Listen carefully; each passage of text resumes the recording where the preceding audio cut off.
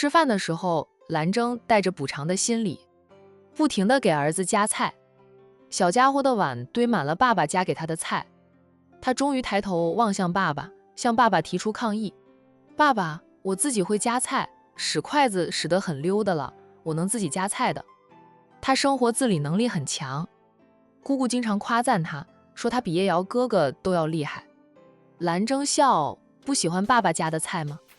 不是不喜欢，是爸爸不停地给我夹菜，我吃的没那么快，碗都堆满了。爸爸要给我夹菜，应该等我吃完了碗里的再给我夹。爸爸也要给妈妈夹菜，咱们说过的，我们一起保护疼爱妈妈，所以爸爸不能只给他夹菜，不给妈妈夹菜。许素素宠溺地摸摸儿子的头，咱们小旭儿真好。兰征失笑，好吧，是爸爸的错，一味地给你夹菜，没等你吃完，那你慢慢吃。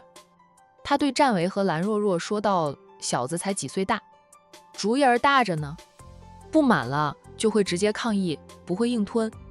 兰征就是要将儿子培养成光明磊落的男子汉。兰若若笑道，小旭很可爱。战维也夸赞了一顿。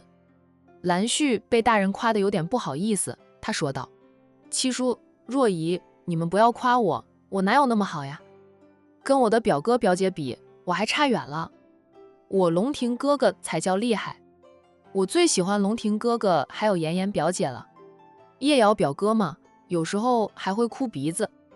兰旭在心里鄙夷了叶瑶一番，君妍姐姐永远是一副天塌下来当被子盖的淡定，龙庭哥哥则是文武双全，厉害的不得了。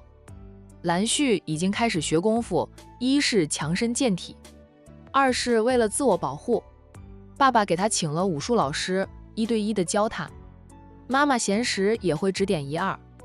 小家伙心里是清楚的，爸妈的功夫都很厉害，但爸妈忙，不能亲自教他。妈妈说过，等他底子打好了再教他。他不指望能像爸爸妈妈那么厉害，能有龙庭哥哥那么厉害就可以了。看来龙庭在孩子们的眼里那是偶像，个个都崇拜他，把他当成大哥来看待。妈妈，姑姑到时候来咱们家里，会带着龙庭哥哥的吧？兰旭忽然关心地问。那是自然的，哪一次姑姑回来不带着龙庭哥哥的？望城兰家才是龙庭的幸运地儿，他是在望城被穆晴捡到的，又在兰家庄园住了一段时间，幼时的他是很亲近穆晴母女俩的，后来才跟着穆晴夫妻俩回到风尘山庄生活，没多久被程玲玲看中后就被老神医带走，养在几位老人家的身边，接受各种魔鬼般的训练。别看几位老前辈很疼龙庭，教导龙庭的时候，他们一个个都是铁石心肠，龙庭学不好是会被罚的，老神医会罚他抄多少遍医书，老神偷要他用飞檐走壁的本事掏回多少的鸟蛋，也有罚他扎马步的，或者做多少个俯卧撑。这种罚听起来不怎么样，真做起来是很难，很累的。严师出高徒，龙庭越来越优秀，也是因为有这些严师。许素素笑道，快吃饭吧，多吃点，长个子。兰旭确定了龙庭哥哥会过来，很开心，愉快地扶他的晚餐。吃着吃着又问妈妈，那洋洋哥哥会来吗？我从来都没有见过洋洋哥哥。龙庭哥哥他们经常会提及洋洋哥哥，可是我从来没有见过他。兰旭的朋友圈说窄吧又不窄，本是名门大族的小一代都经常会跟他玩，说他朋友圈广泛吧，他又没有几个真正的朋友。当然了，小孩子现在还不懂友情是什么，今天吵架了，明天又和好是常有的事。一句话，他最羡慕的还是表哥表姐们，可以结交到很多哥哥姐姐。现在表哥表姐都在七叔的老家玩，他却一个人待在家里，自己在院子里寻找快乐。兰征捕捉到儿子眼底的羡慕，他像是下了个决心似的，对儿子说道，快吃饭吧，吃完饭了，咱们带你七叔和若姨到处逛逛，明天爸妈就带你去游游山庄，跟你姑姑表哥表姐们会合。闻言，许素素母子俩都望着他。兰旭消化了爸爸的话后，开心的都要跳起来，叠声问道：爸爸，是真的吗？是真的吗？你不骗我？爸爸不骗你，千真万确。可是明天爸爸不用上班吗？兰争宠溺地道：爸爸等会儿就将公司的事交代一下，由你温叔叔等人坐镇公司，爸爸陪你出去玩几天还是可以的，到时候我们就和姑姑他们一起回来。兰旭欢喜的道：太好了，爸爸，我好开心。好开心就吃饭吧。兰旭看向战维，也对战维说了声谢谢。战维笑道：七叔什么都没有做，你谢七叔做什么呀？我向七叔倾诉了我的心愿，结果心愿就要实现了，我就要谢谢七叔。兰旭没听到战维和他爸爸的谈话，不过他觉得战七叔能带给他好运气。他跟七叔说了心愿后，结果现在就要实现了。众人都笑起来。结束愉快的用餐后，一家三口带领着战维和兰若若参观兰家庄园。两人在兰家庄园一直逗留到晚上8点多才离开。战维是打车过来的，兰若若在这边有辆车子，平时停放在分公司，他或者哥哥过来出差，可以使用车子方便出门。战维便坐兰若若的车回去。两个人本就住在同一家酒店，还同一层楼，就是房间没有挨着。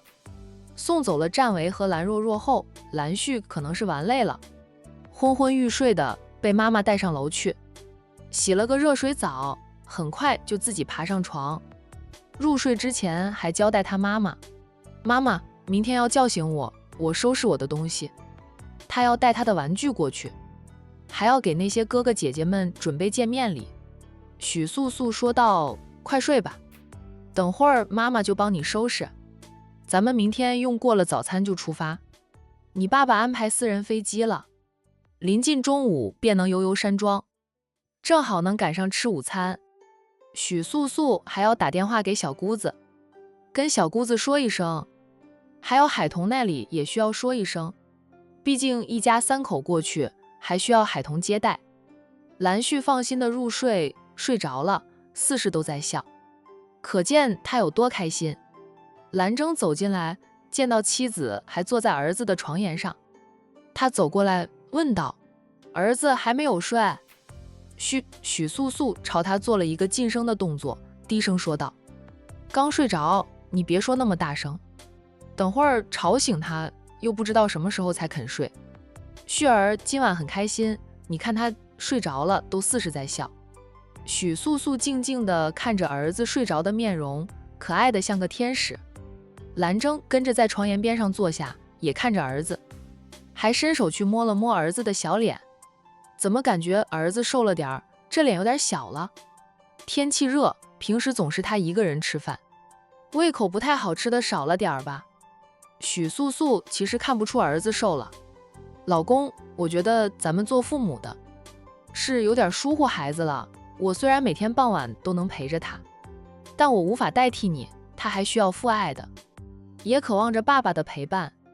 男孩子有爸爸陪伴，性格都不一样。兰征默了默后说道：我以后每周尽量挤一天时间陪你和孩子，带孩子出去到处走一走。咱们家虽然很大，他自己玩了几年也厌倦的了。妹夫和战印都能做到的事，他也能做到。孩子关系到兰家的未来，是不能疏忽了，要好好培养陪伴。兰旭是他的长子，就算以后他有了二胎，接班人都是兰旭，培养好接班人，才能让兰氏家族走得更长远。他以后退休了，才能像父亲那样，什么都不用担心，可以带着妻子周游世界去。他不和战维说，我都不知道他心里那么多的想法。兰征叹口气，咱们这个孩子也太懂事了，他还不足5岁呢。许素素起身帮忙收拾一下吧。小旭说要给哥哥姐姐们带礼物，我答应了帮他收拾的。